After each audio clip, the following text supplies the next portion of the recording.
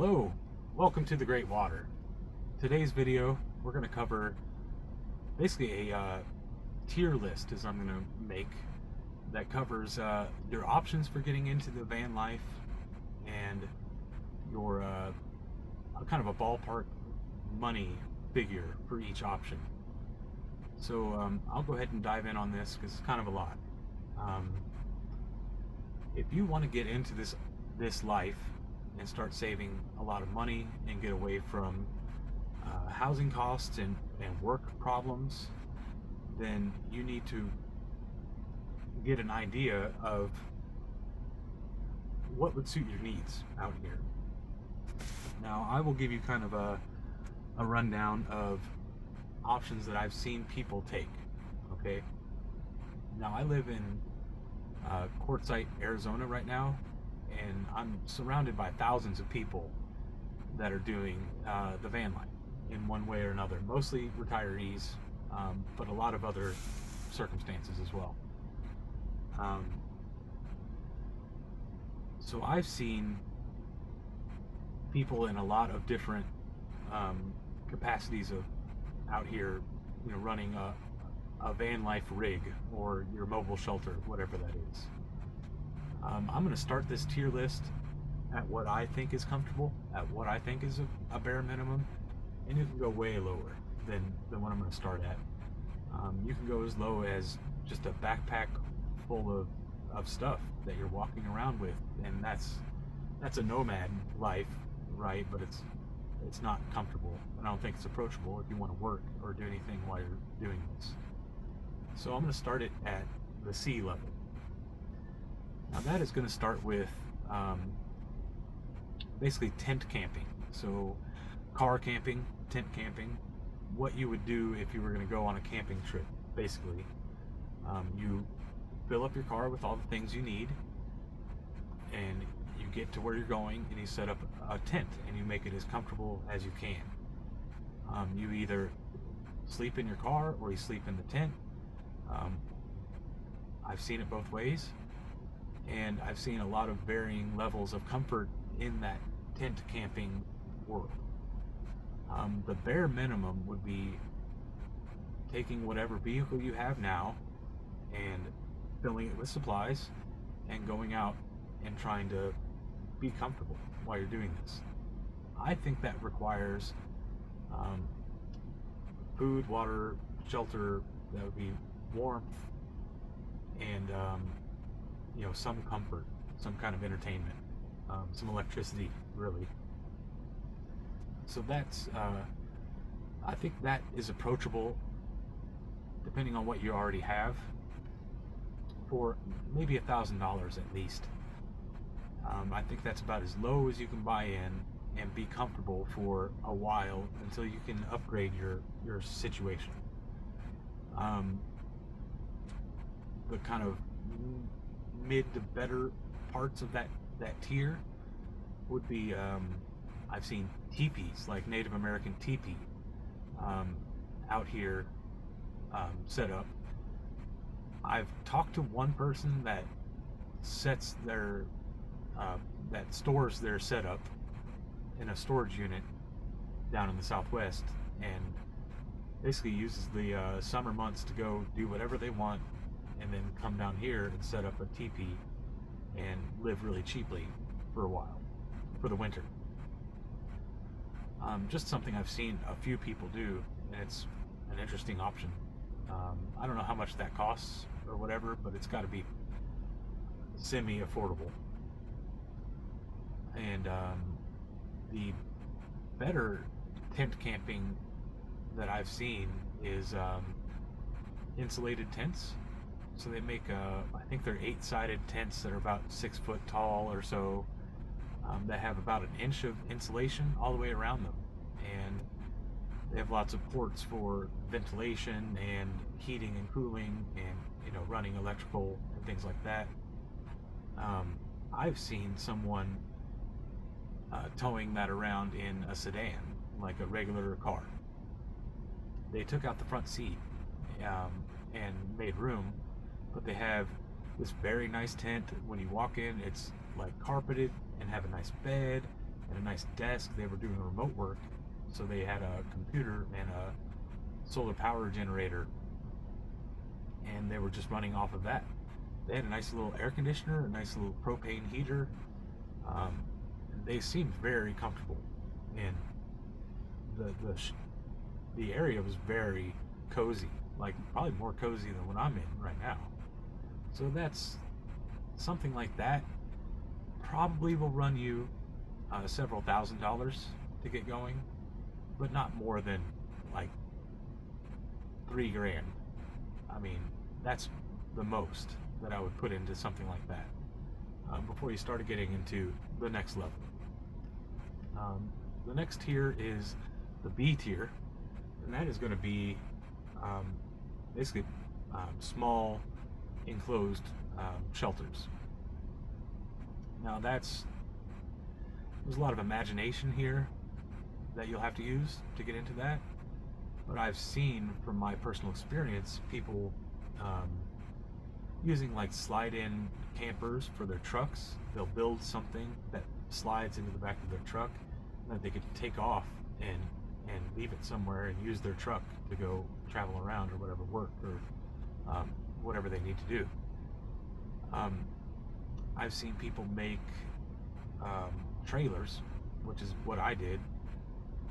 You make a wooden box basically on a cheap utility trailer and insulate it really well, and outfit it with whatever you can. And that's kind of a cheap way to get into a trailer that has your camper in it. The upper part of this tier would be enclosed trailers, enclosed cargo trailers. That is basically a aluminum walled and ceiling trailer with a wood floor. So it's 4 walls, a floor, and a ceiling. That's all. They're pretty tight, and they're not super expensive or hard to come by. I've seen some very small ones that are probably like 4 foot wide by maybe 5-6 foot long. I've seen people using really small ones that probably cost $1,000, maybe a little more. And I've seen them be effective. Okay, I've seen 2 people living in one of those trailers together, and they're doing fine. The initial cost to get something like that going is maybe a couple grand for the trailer itself, a few grand if you get into the bigger ones, 4 or 5 if you get into something that's pretty large and heavy. So that's kind of the price range there. To fill it with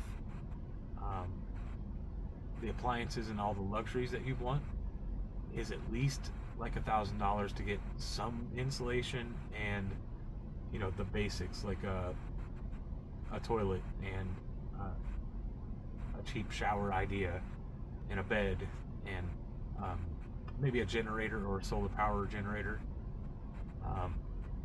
So that's like very bare bones. I like this idea because you don't need to build it all out before you start doing this life.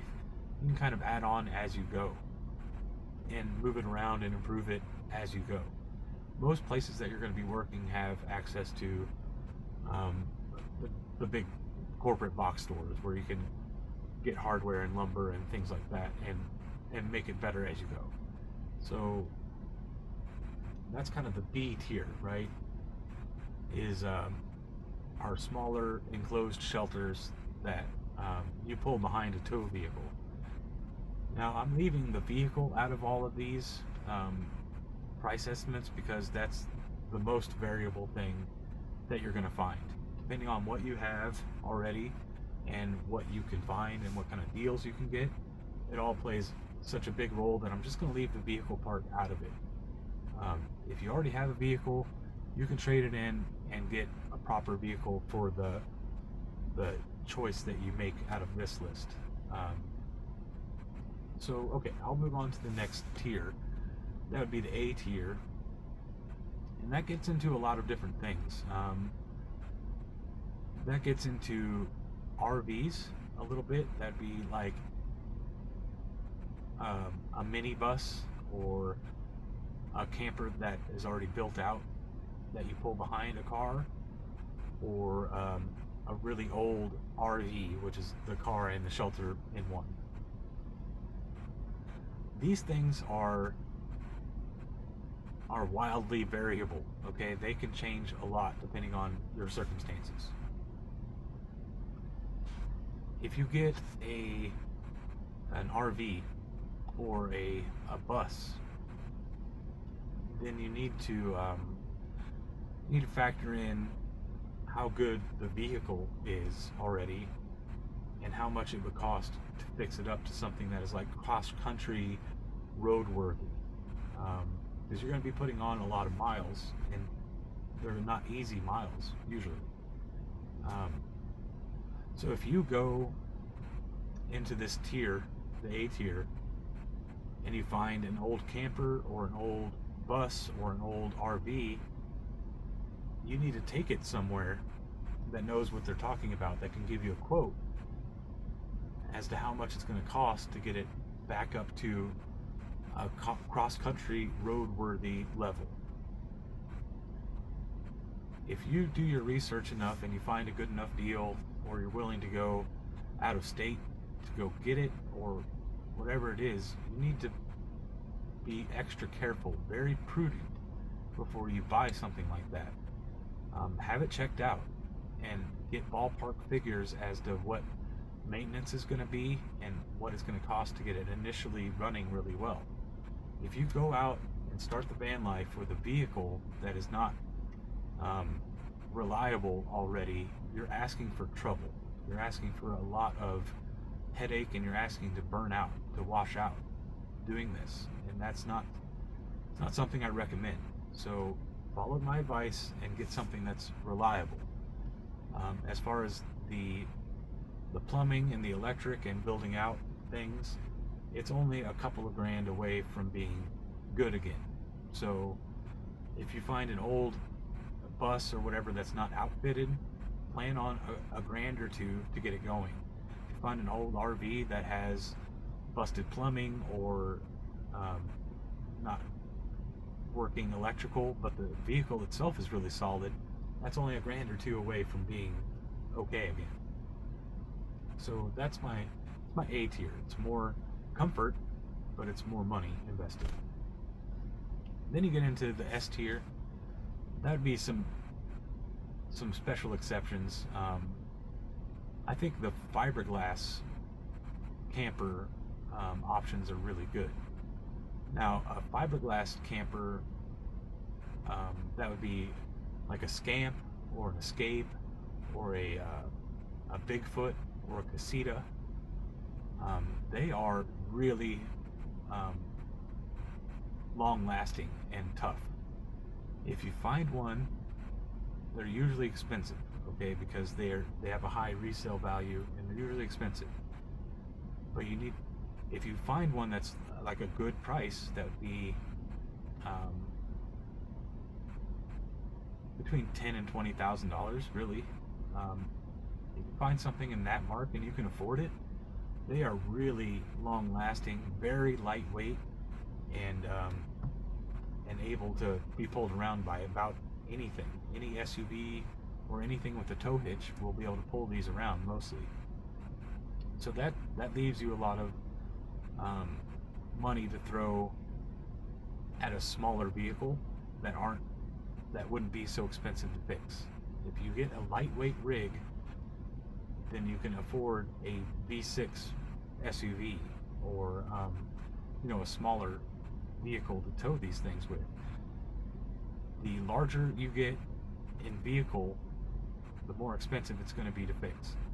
If you get into diesel vehicles, they're really expensive to fix. So I don't recommend that. I recommend you get into something on this tier that is either light enough to pull behind about anything, or is built on a solid and reliable vehicle already. So that's kind of the tier list. You're looking at C tier being between $1,000 and $4,000, maybe tops. The B tier is between $4,000 and $7,000, 8,000 tops. The A tier is between, I mean, really depends on the deal you get, but it can be as low as $3,000-$4,000 and up to the $10,000-$15,000 mark. Then the S tier, the fiberglass stuff, is going to be, I mean, you can find a really good deal, maybe $8,000, and all the way up to $20,000, or more, really. But if you're looking to spend $20,000 on something, you're already way ahead of the game, and this is not necessarily for you. I'm more pointing toward people that don't have a lot of money already, and that are just looking for a price range to get them into something that sounds comfortable. So that's the basic tier list, and thank you for watching. Thank you for looking. If you found it helpful, give me a like. If you're interested in my channel, give me a subscribe. Otherwise, just thanks for looking, and have yourself a good one, okay? Bye.